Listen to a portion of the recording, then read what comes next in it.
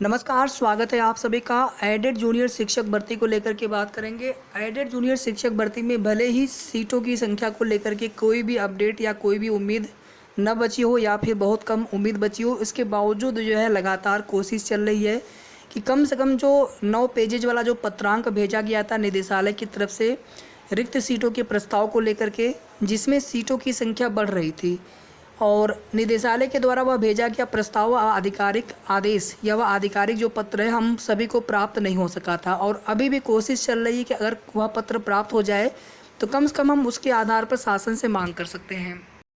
Notification में कहीं पर भी पदों की संख्या का वर्णन नहीं है, उल्लेख नहीं है। केवल अधियाचन के पदों की बात कही गई है और अधियाचन के पद में जो है 390 प्लस 1504 सीटों की बात बोली गई है। लेकिन जब विज्ञापन में पदों की संख्या का स्पष्ट उल्लेख नहीं है और होता भी है तभी भी पदों की संख्या घटाई या फिर बढ़ाई जा सकती है, ये नोटिफिकेशन में होता है, लिखा होता है।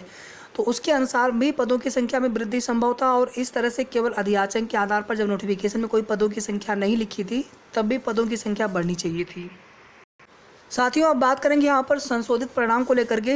रिवाइज्ड रिजल्ट में जैसे कुछ लोगों के नंबर घटे थे वैसे ही कुछ लोगों के नंबर बढ़े भी हुए हैं। हमारे पास ऐसे बहुत सारे डिटेल्स हैं और कुछ कमेंट आप सभी के भी होते हैं। अगर आप कमेंट जा कर के देखेंगे तो आप लोगों ने देखा भी होगा कि किसी के 20 नंबर बढ़ गए थे, किसी के 10 नंबर, किसी के 4 नंबर, 3 नंबर, और इसी तरह से घटे भी हैं। किसी के 20 नंबर घटे हैं, किसी के 8 number, 9 number, 10 number, 12 number, 1 number, 2 number वाले बहुत लोग हैं और इनकी संख्या हज़ारों में हो सकती है। क्योंकि आप देखेंगे 132 शिकायतें तो केवल 531 में या 571 में 132 शिकायतें सही निकल गई थी। अगर 2,71,066 जितने लोगों ने एग्ज़ाम दिया था, अगर उसको पूरा अगर ले लिया जाए तो उसमें तो हज़ारों ऐसे लोग निकल जाएंगे जिनके नंबर घटे होंगे या फिर बढ़े होंगे। तो संशोधित परिणाम में रिवाइज्ड आंसर की से हमारे जितने मार्क्स थे उतना ही रिजल्ट में भी हमारा अंक होगा। उससे कम या ज़्यादा होने का मतलब है कि जो पिछली बार हो चुका है विसंगति। और अब जो है, जो आप लोग सोच रहे हैं कि इसमें जो है धांधली होगी या इस तरह की चीज़ें हो रही होंगी, तो देखिए ये भर्ती जो है इस पर पहली बात तो कोर्ट की भी नज़र है, मामला कोर्ट में है, सरकार की अपनी प्रतिष्ठा का भी सवाल है। अनिल भूषण चतुर्वेदी पीएनपी के नए सचिव बनाए गए थे, उनकी भी अपनी प्रतिष्ठा का सवाल है कि ऑलरेडी आप पुराने सचिव को आप लोग जानते हैं, संजय उपाध्याय सर को, कि ऑलरेडी वो जेल में है इसी प्रकार के प्रकरण में। तो इस प्रकार की चीज़ें इस बार नहीं होंगी। बाकी जिनके भी नंबर बढ़े थे, चाहे वो गलत तरीके से बढ़े थे या फिर OMR त्रुटिपूर्ण OMR में कंप्यूटराइज स्कैनिंग में गड़बड़ी की वजह से बढ़े थे, उनके नंबर घटने ही घटने हैं। और जिनके अंक कम हो गए थे आपके नंबर बढ़ेंगे, चाहे कितने भी आपके नंबर कम हुए थे। लेकिन ध्यान देने वाली बात यह है कि एक्चुअल में आपके नंबर कम हुए हों। रिवाइज्ड आंसर की से मिलाने के बाद और कॉमन नंबर वगैरह सब कुछ देखने के बाद फिर जब रिजल्ट आया था तो आपके नंबर कम मिले। तो जितने कम नंबर आपके मिले होंगे, आपका वो वाला गोला सही होना चाहिए, प्रश्न का सब कुछ सही आपका होना चाहिए। उसके बावजूद अगर आपके नंबर घटे थे, क्योंकि नंबर वास्तविक रूप में घटे थे, नंबर जो है गड़बड़ी भी सही पाई गई थी बिल्कुल, तब जाकर के कोर्ट में जो है इन लोगों ने फिर पीएनपी सचिव और बेसिक के सचिव के द्वारा जवाब लगाया गया था। कमेटी बनाई गई है, शासनादेश उसके लिए जारी करवाया गया, कोठार के ताले की चाबी खुलवाई गई और एक कमेटी बनाई गई थी जिसमें आप देखेंगे कि उप निदेशक, SDM, DSP और एक अधिकारी जो है पीएनपी के हो गए और पीएनपी सचिव साहब की उसमें भी शामिल थे। तो इस प्रकार से जो है पूरा रिजल्ट ये बनाया गया और रिजल्ट तैयार होने के बाद फिर से जो है उसको रीचेक किया जा रहा है ताकि अब जो है कोई गड़बड़ी न होने पाए। तो हमें थोड़ा सा भरोसा रखना चाहिए या पूरा भरोसा रखना चाहिए कि अब जो है रिजल्ट पूरी तरह से पारदर्शी होगा, किसी भी तरह की कोई भी गड़बड़ी नहीं होने पाएगी। बाकी जिनके भी नंबर बहुत ज़्यादा हो गए थे, चाहे जैसे भी हुए होंगे, उम्मीद करते हैं कि इस बार जो है सबके नंबर ठीक होने चाहिए, कोई भी गड़बड़ी इस बार नहीं होनी चाहिए। और जितने भी ऑफलाइन वाले साथी हैं या फिर डबल गोला वाले साथी हैं, वे लोग पूछते रहते हैं आप लोग कमेंट करके।